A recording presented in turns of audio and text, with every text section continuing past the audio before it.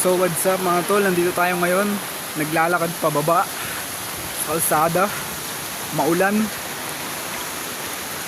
Kung kita-kita nyo naman mga tol, school namin dali ng elementary.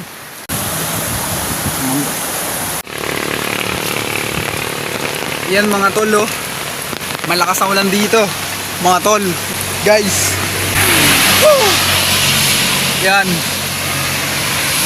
gabi na, 6 PM na pala mga tol. Dito pa rin ako naglalakad.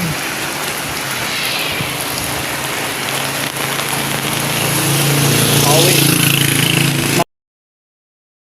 lang pre, may babakita ako sa inyo ito. Yan o, yan mga par, tol. Yan, moon. Buwan yan mga par, tol. Blurred.